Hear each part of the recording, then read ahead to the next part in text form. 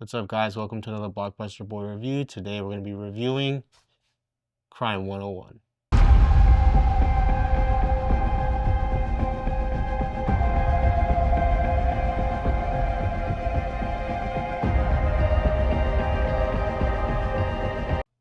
Alright, guys. Welcome to another Blockbuster Boy review. Today we're going to be reviewing Crime 101. Starring Chris Hemsworth, Nick Nolte, Halle Berry, and Mark Ruffalo. And Barry Keoghan. Directed by Bart Layton. The first thing I saw about this movie was in the theater when I watched the trailer. So when I watched the trailer in the theater, I instantly was like, okay, this looks good.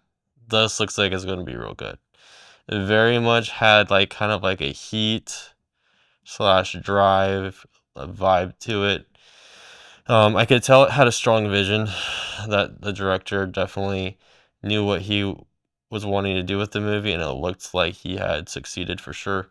You can tell in a movie, like, if the trailer has a certain strong vision, then you know it's probably going to be like that. And this one did from the get-go. I like these kind of movies. I like Heat, Drive, Den of Thieves, which is kind of like a Heat remake with Gerard Butler in a way. This felt very much like that same pace and atmosphere and everything. Takes place in Los Angeles, I believe. I was really excited to see this movie. This is probably the movie I was looking forward to this year the most so far, besides the obviously big ones. This one I didn't really see coming. I didn't hear a whole lot about it until I saw, I think, the trailer. And so once I saw the trailer, I was excited. And that it was coming out in February was cool.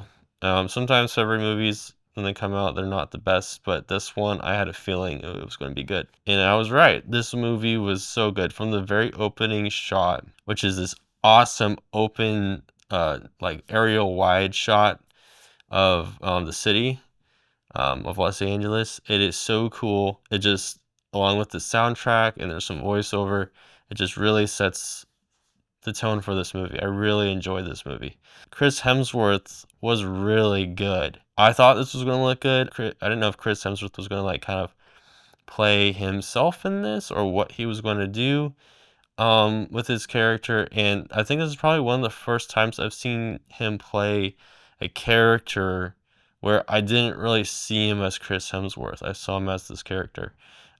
His character is this very clean, organized kind of freak who does these crimes, these heist type crimes. Everything's very orderly. Everything's very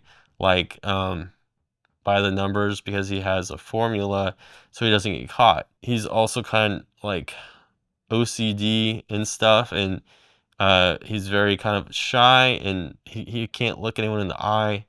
It's a character, and he played that character really well. He kind of disappeared a little bit in this role, which was very cool to see. He has that range. It was very cool. He did great. This is probably one of my favorite performances that I think I've seen him do, honestly, actually, now that I think about it. Chris was great in this movie. And so this movie is basically about him, this high-end thief who works in tandem with Nick Nolte's character. Nick Nolte's character is kind of like the behind-the-scenes guy, and Chris Hemsworth is kind of like the on-the-ground soldier, and he goes out and does the work. They're both in this kind of crime industry together. And so, anyways, it kind of goes awry a little bit in one of the first heists that they do. And his character basically realizes that he needs to kind of wrap up this chapter of his life. There's like a certain goal he's reaching in this, and he's like, all right, it's time to get there and reach it for different reasons. His character feels like it's time. Halle Berry, actually, I'm sorry, before going to Halle Berry, Mark Ruffalo kind of plays the opposite to him. He's this detective, or he's a detective or a cop or whatever, and he's also very good. Honestly, everyone was very good in this movie. There was no weak characters. That's one thing I really liked about this movie. They took time with everyone in this film.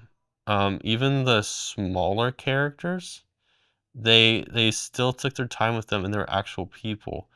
They weren't just like throwaway characters, which was really cool. That he was able to take the time and make it all fit, and in like a 2 hour-ish movie. When you have other characters that aren't even main characters, that they're like real people and they're actually are part of the movie more than just like for a couple seconds. They give them something to do. It's really cool.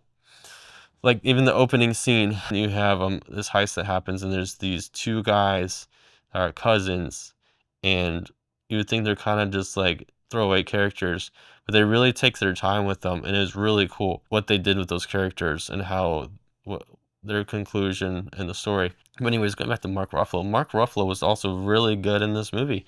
This is probably one of my favorite performances I've seen him from as well. I haven't seen a lot of Mark Ruffalo's movies, but this was really good. He plays this like the height of his career is kind of over, and he's just kind of like he's just kind of there.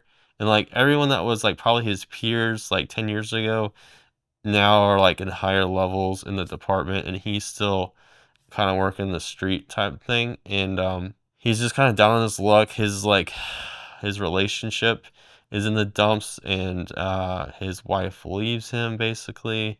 Like he's kind of like sad. He's kind of got this like sad life, but he has this like bulldog like grip on this idea. There's this like mysterious 101 highway robber that always uses the 101 to do these heists. No one else believes him in the department.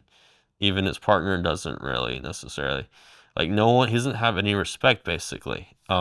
Partially because of this idea that there's just like this guy who ends up being Chris Hemsworth's his character.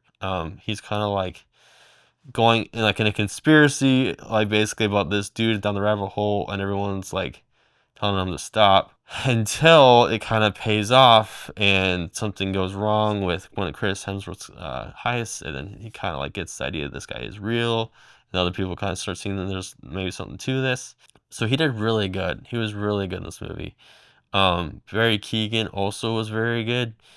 He plays kind of like the another he's like another armed like thief, um and he has his own thing he does. He plays kind of like the young guy that is kind of like brash and just kind of goes in like guns blazing, um and has more to learn. And he was really good in this as his character. He did really good. Like there's one thing about this movie that I really enjoyed was all the characters and all the performances were so good.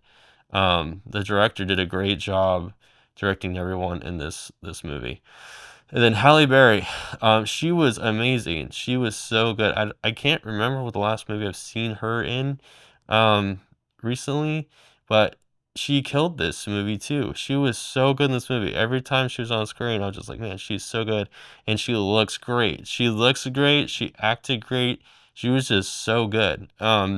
She plays like this character that is involved in this kind of like whole world, because she basically insures all these really rich people have like all these rich like jewels and money and art and all kind of stuff, and he ends up getting wrapped up with Chris Hemsworth's character a little bit. And so man, this and the cinematography was so good, the score was so good, the pacing was great. I really loved this movie. This movie was so good. This is probably one of the best movies I've seen so far this year. I know it's only February, but if you you should go see this movie in the theater. This movie is so good.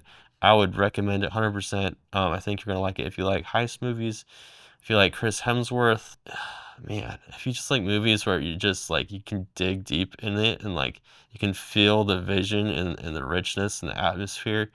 If you like heat and that vibe, it's up in there. The only thing that I kind of wish they did a little different was kind of some of the, not even the ending, but just the end shots and sequences.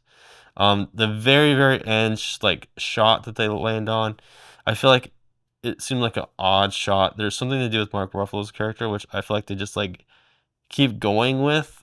and that's what it ends with. I'm just like, I don't know why we needed so much of that. It wasn't a bad ending. It just wasn't what I would do. And I feel like it felt a little bit like a little bit of like an extended ending that it didn't need. But it's okay. I mean, it was very brief. It wasn't that bad. It wasn't a big deal. But that's the one thing that would put the icing on the cake. For me, the end shot of a movie really tells a lot. And it was good. It was fine, but it just wasn't what I would choose. I'm trying to think of something else. I don't know if I think there's anything else to really talk about. Go see Crime 101. I think you'll like it while it's still out in the theater. I'll give Crime 101 a 8.5. 8.5. I kind of want to give it a 9, but I don't know if I'll give it a 9. It's close. 8.5. That's what we're gonna give it. But anyways, that's Crime 101. Go see it. If you guys like this video, like and subscribe, and I'll see you guys next time.